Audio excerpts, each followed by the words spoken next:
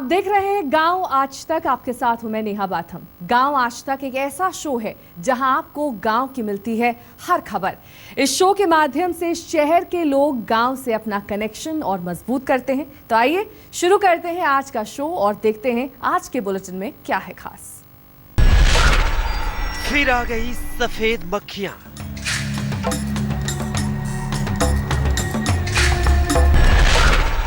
क्या ऐसा स्कूल कभी देखा है?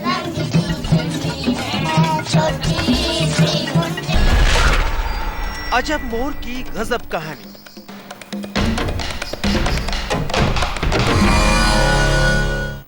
पंजाब के गांव में इन दिनों किसान डरे हुए हैं। वजह है सफेद मक्खियां।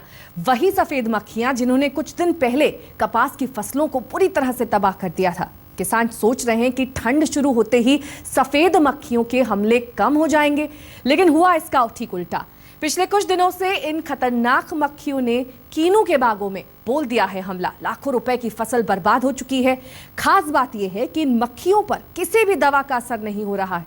देखिए ये रिपोर्ट।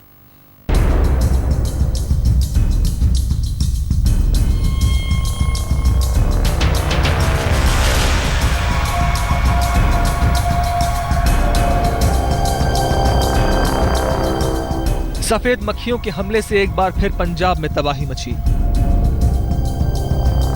पहले कपास, फिर नरमा और अब सफेद मक्खियों ने कीनू के बागों में बोल दिया है हमला। बठिंडा के गांवों में मक्खियों का प्रकोप इस कदर है कि कीनू से लदे पेड़ मुरझाने लगे हैं। पकने से पहले ही कीनू के फल सूख रहे हैं। पत्तियां मुरझाकर पीली पड़ने लगी हैं। सफेद मक्खियों के खौफ से बागों में सन्नाटा पसरा है। कीनू की बर्बाद फसल को देखकर किसान दिल ही दिल रो रहा है। हमारा 5 एकड़ में किन्नू का बाग है जी, और ये चिट्टी मक्खी पड़ने से ये सारा बूटा सूखने लग गया है जी। इसके बाद ये देखो ये हालत हो रही है, ये सूख रहा है और ये खत्म होने लग गया है। तो नुकसान हुआ है जी, यही चिट्टी मच्छी के हमले कारण हुआ है जी, जो तेला चिट्टी मच्छी कारण हुआ है जी। कुछ दिन पहले पंजाब के कपास के किसानों को सफेद मक्खियों ने कंगाल कर दिया था। उसके बाद नरमा की फसल पर सफेद मक्खियों ने हमला बोल दिया। अब जब किसान कीनू के फल बेचकर घाटे को पूरा करने की तैयारी कर रहे थे तो इन मक्खियों ने खड़ी फसल को झुलसा दिया है।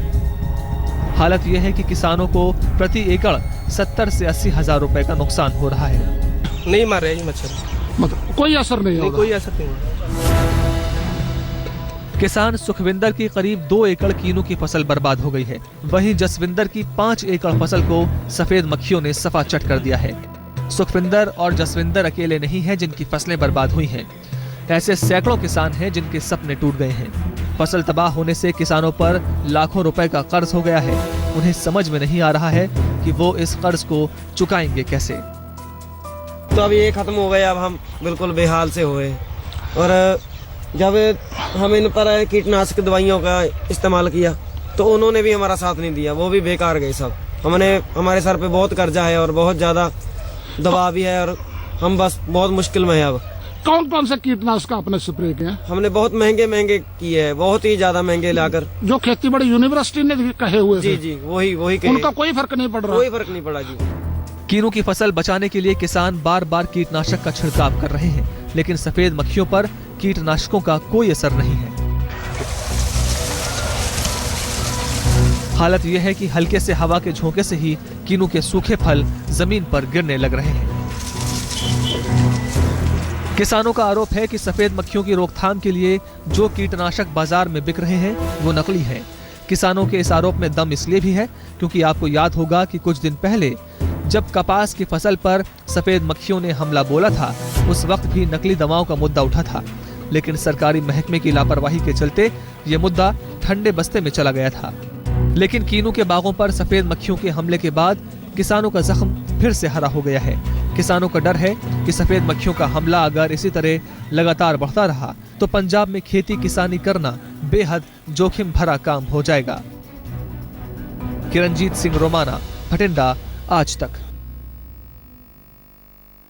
सफेद मक्खियों का खतरा वाकई किसानों के लिए बड़ा खतरा बनता जा रहा है। फिलहाल बुलेटिन में अगली खबर का रुख करते हैं। ये खबर जम्मू के एक छोटे से गांव की है। यहाँ 87 साल की राज भारती ने शिक्षा की एक ऐसी अलख जगाई है, जो भी सुनता है उनकी तारीफ किए बिना नहीं रह पाता।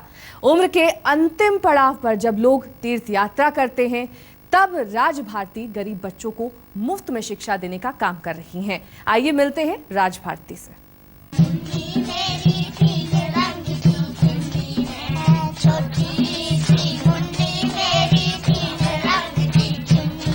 इन मासूम आंखों में ऊंची उड़ान भरने के सपने हैं। इन नन्हे हाथों में देश के लिए कुछ कर गुजरने का जज्बा है।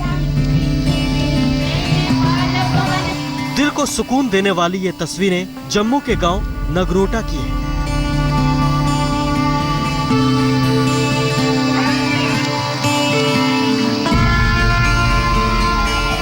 आप जानकर हैरान रह जाएंगे कि शिक्षा से जिंदगी के कैनवास में रंग भर रहे ये बच्चे अगर इस स्कूल में नहीं होते तो शायद कहीं सड़क पर भीख मांग रहे होते। हो सकता था ये कहीं साइकिल की दुकान पर पंचर बना रहे होते या फिर कोई छोटा मोटा काम करके 2 जून की रोटी कमाने के जुगाड़ में लगे होते। ऐसा इसलिए क्योंकि इन बच्चों के माता पिता भीख मांगकर या फिर छोटा मोटा काम करके अपनी जिंदगी चला रहे हैं। इन मासूमों को सड़क से उठाकर साक्षर बनाने का जिम्मा उठाया है 87 साल के बुजुर्ग राज भारती ने। जम्मू के नगरोटा गांव की राज भारती करीब 23 साल से गरीबी रेखा से नीचे रह रहे बच्चों को फ्री शिक्षा दे रही हैं। हरिजन बच्चे हैं, वो पढ़ नहीं रहे हैं, तो रिहाड़ी में मैंने उनके लिए एक स्कूल खोला। तो उस वक्त मुझे पॉकेट मनी को 25 रुपए मिलते थे घर से, तो उसमें से मैंने एक कमरा किराए पर लिया 5 रुपए का, 20 रुपए की एक टीचर रखी और 20 बाकी मैं खुद पढ़ाती रही। शेड जो थे जिसमें राशन रखा जाता था, उसी शेड के ऊपर मैं लिखती थी, बच्चों को पढ़ाना शुरू किया। राज भारती शिक्षा विभाग से असिस्टेंट डायरेक्टर के पद से रिटायर हुई हैं। दूसरों की तरह ये भी सरकारी पेंशन से आराम की जिंदगी काट सकती थी, लेकिन इन्होंने आराम के बदले चुनौती को स्वीकार किया। सरकारी पेंशन और कुछ दोस्तों की मदद से नगरोटा गांव में गरीब बच्चों के लिए मुफ्त में शिक्षा देने की मुहिम शुरू की। सालों की मेहनत के बाद उनकी मुहिम रंग लाने लगी है। स्कूल में गरीब बच्चों को अच्छी तालीम के साथ साथ खेलों में बढ़ चढ़कर भाग लेने की प्रेरणा दी जा रही है। पढ़ाई के अलावा यहाँ पे बहुत कुछ सिखाया जाता है, जैसे डीए पैड कराते हैं, गेम्स सिखाई जाती है, बहुत कुछ सिखाया जाता है यहाँ पे। इसको इधर पेंटिंग सिखाई जाती है, गेम सिखाए जाते हैं और दिए पेंट सब सिखाए जाते हैं। गेम पढ़ाई भी करते हैं, बहुत अच्छा लगता है इधर। और मेरी बहन का नाम रितु है, वो 6वीं क्लास में पढ़ती है और यहाँ से भी पढ़ के गई है। और खाना का भी मिलता है और फ्री पढ़ते हैं, इधर पैसे नहीं लेते हैं। हमारे स्कूल में बहुत अच्छा लगता है, जब सब घर जाते तो अच्छा नहीं लगता, जब स्कूल आते तो बहुत अच्छा लगता है।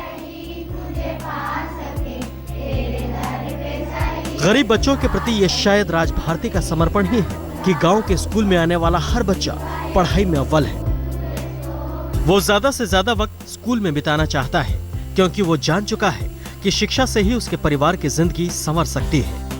पिछले 15 से 20 साल से स्कूल में पढ़ा रहे टीचर भी पूरी शिद्दत से शिक्षा की अलग जगाने में जुटे हुए हैं। पढ़ाई के साथ ही बच्चों को हाथों का हुनर सिखाया जा रहा है, ताकि उन्हें किसी के सामने हाथ न फैलाना पड़े।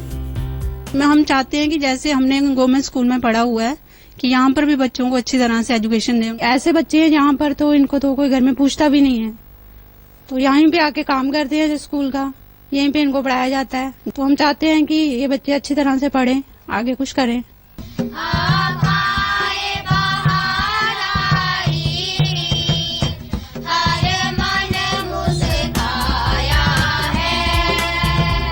गरीब बच्चों की जिंदगी संवारती राज भारती 87 साल के होने के बावजूद पूरे जोश के साथ स्कूल का कार्यभार संभाल रही हैं। ये शायद इन बच्चों से मिलने वाली वो ताकत है जो जिंदगी के अंतिम पड़ाव पर भी उनका हौसला बढ़ाए हुए हैं। राज भारती का कहना है कि गांव में काफी काम करने की जरूरत है। अगर लोग रिटायरमेंट के बाद इसी तरह हर गांव में छोटे छोटे स्कूल फ्री बच्चों को कापियां और पेंसिलें दें और उनको पढ़ाएं, तो देश काफी आगे बढ़ सकता है। अश्विनी कुमार, नगरोटा, आज तक। अब आपको मिलवाते हैं लस्सी मैन से। हिमाचल प्रदेश के सोलन में रहने वाले विश्राम ठाकुर को लोग लस्सी मैन के नाम से जानते हैं। 80 साल के विश्राम ठाकुर ने अपने हौसले से उम्र के असर को दरकिनार करते हुए वो कारनामा कर दिखाया जिसने गांव वालों की तकदीर ही बदल दी। चलिए मिलते हैं इस लस्सी मैन से और कुछ सीखते हैं। लस्सी मैन के नाम से मशहूर है। दरअसल सोलन के गांव कून में कुदरती वजहों के चलते खेती से कमाई का जरिया आसान नहीं है, लिहाजा ज्यादातर घरों की रोजी रोटी गाय भैंस के दूध से होने वाली आय से ही चलती है। कुछ बरस पहले तक गांव के लोग दूध को तो बेचकर पैसा कमा लेते थे, लेकिन दूध से बनने वाली लस्सी या जिसे हम छाछ भी कहते हैं उसे फेंक देते थे, क्योंकि गांव वालों के मुताबिक लस्सी बेकार की वस्तु होती थी। विश्राम ठाकुर ने गांव भर से इसी लस्सी को इकट्ठा करके शहर में बेचने का फैसला किया। गांव वालों ने विश्राम ठाकुर के इस फैसले में उनका साथ दिया और विश्राम ठाकुर गांव से 45 किलोमीटर दूर शहर में जाकर लस्सी बेचने लगे। लस्सी का काम शुरू किया जी मैंने। पहले तो बोतलों के हिसाब से, अब मतलब वैसे जाती है 30-35 कुंटल यानी महीने में। लोगों को जो है ना जी वो परे फेंकते थे, तो हमने ऐसा शुरू काम किया ना जी, भाई लोगों के पैसे भी मिलो और फिर हमारा फायदा भी हो, उनका भी हो, फिर महीने में हम उनकी पेमेंट बांट देते हैं। गांव की महिलाएं अब दूध से बचने वाली लस्सी को बचा कर रखती हैं, जिसे सुबह सुबह विश्राम ठाकुर इकट्ठा करके शहर ले जाते हैं। फिर उसी लस्सी को शहर में बेचते हैं। लस्सी या छाछ से होने वाली कमाई से वो गांव वालों को महीने के अंत में उनके हिस्से का पैसा देते हैं, जिससे गांव की महिलाएं भी आर्थिक तौर पर आत्मनिर्भर बन गई हैं। हमारे पति सुबह से शाम कमाते तो बहुत थे, लेकिन इस महंगाई की इसमें देखो आप, इतना खर्चा हो नहीं पाता था। हमें भी दिक्कत आती थी, पूरा खर्चा होता नहीं था। फिर हमें हमारे गांव के एक बुजुर्ग है विश्राम ठाकुर जी, उन्होंने ये आइडिया दिया, कहते जो आप लस्सी परे फेंकते वो हमें दिया करो, मैं सोलन ले जाता हूँ। फिर उनकी वजह से हमें बहुत प्रॉफिट हुआ। हमें अब अपने पति के आगे हाथ फैलाने की कोई ज़रूरत नहीं है और हमें बहुत पैसा मिलता है, उससे हम अपना खर्चा पानी चला लेते हैं। शहर में विश्राम ठाकुर की लस्सी के दीवानों की भी कमी नहीं है। दूर दराज से लोग सुबह सुबह विश्राम से गांव की ताज़ा लस्सी लेने उनकी दुकान पर पहुंचते हैं और न सिर्फ लस्सी की बल्कि विश्राम के जज्बे की भी तारीफ करते हैं। इनका हौसला है जो इतना काम इस उम्र में भी करते हैं। ये खान पान इनका अच्छा है, शुद्ध है और लोगों को भी सेहत का ख्याल रखते हैं। हिसाब से ये जो इतनी उम्र में भी ये गाँव से इतना मेहनत करके हम लोगों के लिए करते हैं। इनकी लस्सी की डिमांड बहुत ज़्यादा है। ये सारे लोग जो है यहाँ खुशी से खरीदते हैं इसको, और ये चीज़ जो है वो शहर में उपलब्ध नहीं होती, तो ये गाँव से ला के देते हैं। विश्राम ठाकुर ने ये साबित कर दिया है कि हौसले हों तो उम्र कोई मायने नहीं रखती। विश्राम ठाकुर सिर्फ 4 घंटे सोते हैं, बाकी समय उन्होंने अपने जुनून के नाम कर रखा है। विश्राम ठाकुर की पहल से गांव में खुशहाली है, लोगों को एक नया रोजगार मिला है, जिससे लोगों की माली हालत में काफी सुधार हुआ है। राजेश शर्मा, सोलन, आज तक। अब बात गांव में हो रहे विकास की करेंगे। पश्चिम बंगाल के पुरुलिया में एक गांव ने इतिहास रच दिया है। आजादी के 6 दशक बाद भी अंधेरे में जी रहे इस गांव के लोगों ने खुद का सोलर पावर हाउस लगाया है। एक आध्यात्मिक संगठन की मदद से गांव में अब 24 घंटे बिजली आ रही है। सोलर पावर हाउस से बिजली आपूर्ति करने वाला ये गांव देश का पहला गांव बन गया है।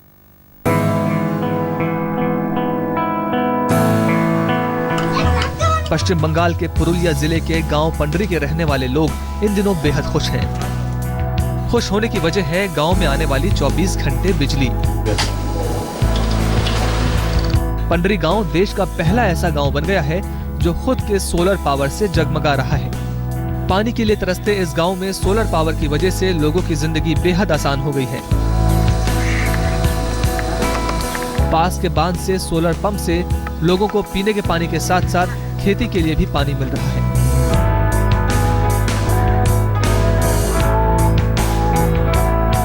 गांव में 72 सोलर पैनल से करीब 1.2 किलोवाट बिजली बन रही है। 2000 स्क्वायर फीट में चल रहे इस प्रोजेक्ट को एक आध्यात्मिक संस्था की मदद से लगाया गया है। पहले वो 5-7 बीघा से 30-40 बीघा तक इनको वो सोलर पंप के ज़रिए हम लोग इनको पानी देंगे ताकि उनका एक फसल से 2 फिर 2 से 3 4 फसल साल भर में उनको मिल कर पाए, ताकि इनका माली हालत भी ठीक हो। अलग अलग किस्म के उनको फसल भी इनको इनकरेज करेंगे करने के लिए, जिसमें पानी कम लगता हो। फ्लोरिकल्चर भी करवाएंगे, ये प्लान है। पंडरी गांव के लोगों ने कभी सपने में भी नहीं सोचा था कि इनके गांव भी बिजली से रोशन होंगे। आजादी के 6 दशक बाद भी ये लोग रोशनी के लिए केरोसिन के तेल पर निर्भर थे। सोलर लाइट आने से न सिर्फ केरोसिन के तेल का खर्च बच रहा है, बल्कि रोजगार के साधन भी गांव में पैदा हुए हैं। पुरुलिया में जो मेन मुख्य समस्या है वो पानी का समस्या है। तो यहाँ हमने देखा जो एक सुंदर सा स्रोत है और डैम है, तो उसको लेके कैसे हम लोग कल्टीवेशन में यूज़ किया जाए। तो हम लोग उसके लिए यहाँ सोलर पंप लगवाएं 5 HP का, जिसके द्वारा हम लोग वहाँ का पानी लेके खेतों में पहुँचाए। गांव के लोगों को इस बात का गर्व है कि पंडरी गांव खुद के सोलर पावर से जगमगाने वाला देश का पहला गांव है। सोलर लाइट से गांव के करीब 80 घर रोशन हो रहे हैं। बच्चों को पढ़ाई में मदद मिल रही है। पंडरी गांव उन गांवों के लिए उम्मीद की नई रोशनी बन गया है जो आज भी सरकारी बिजली की बांट जोड़ रहे हैं। पुरुलिया से अनिल गिरी और मनोज्ञा लोईवाल के साथ आज तक ब्यूरो। गांव आज तक में अभी वक्त एक छोटे से ब्रेक का है। ब्रेक के बाद हम आपको दिखाएंगे अजब मोर की गजब कहानी। मध्य प्रदेश के नरसिंहपुर जिले में एक गांव में एक गजब का मोर रहता है। इस मोर की चर्चा हर ओर है। इस मोर को देखने लोग दूर दूर से आते हैं। क्या है अजब मोर की गजब कहानी, क्यों ये मोर बना हुआ है चर्चा का विषय, आप खुद देखिए। गांव की पगडंडी पर घूमता मोर, घर के सामने दाना चुगता मोर, पंख फैलाकर नाचता मोर। देश के राष्ट्रीय पक्षी मोर का ये अंदाज किसी का भी दिल मोह ले। मध्य प्रदेश के नरसिंहपुर जिले के बासादेही गांव के लोगों का मोरों के साथ अजीब कनेक्शन है। गांव वालों की माने तो बचपन से इंसानों के साथ पला बढ़ा ये मोर पूरे गांव के साथ कुछ यूं घुल मिल गया है जैसे इनके बीच जन्मों का रिश्ता हो। पति हैं वे जंगल गए थे बकरी चरावे, तो उते पे 2 अंडा मिल गए, बिल्ली आए उठा के तो मुर्गी के नीचे रख दे, मुर्गी के अंडों के साथ में, तो मुर्गी ने बच्चा दिए तो ये भी हो गए बिनाई के साथ में। गांव की तो वो शान है, मतलब छोटे छोटे बच्चों में भी वो अच्छा लगता है। गांव का दुलारा, मतलब सभी लोग उससे प्यार करते हैं। कहीं भी वो चल जाता है पर शाम को वो घर वापस आ जाता है। सभी से प्यार लेने वाला ये मोर बासादेही गांव की जश्न है। गांव वाले इसकी मिलजुल कर देखभाल करते हैं। बड़े तो बड़े, बच्चे भी इसके साथ खेलते हैं। चने का शौकीन ये मोर जब खुश होता है तो पंख फैलाकर अपनी खुशी का इजहार भी करता है। गांव का ये लाडला पूरे दिन मजे से दूसरे पक्षियों के साथ घूमते हुए खाना खाता है और रात में किसी पेड़ पर जाकर गांव की निगरानी भी करता है। जनता भी उसको बहुत चाहती है और उसके रखरखाव में भी सभी की भागीदारी है। इंसान और मोर की कहानी हर ओर चर्चा का विषय है। गांव वालों से मोर का ये कनेक्शन वाकई अनोखा है। अनुज ममार कौरव, भोपाल, आज तक। गांव आज तक में हमें दीजिए इजाजत। कल फिर मिलेंगे 5:30 बजे आपका खास शो लेकर गांव आज तक। तब तक देखते रहिए आज तक। एक एक तस्वीर, एक एक राज। पार्टी का अब आप देखने जा रहे हैं। पार्टी है भाई। आज 50 के हो गए सलमान खान। सालगिरह का महाजश्न मुंबई के पनवेल में चल रहा है। सारी रात मेहमानों का पहुंचना जारी रहा। बॉलीवुड के तमाम सितारे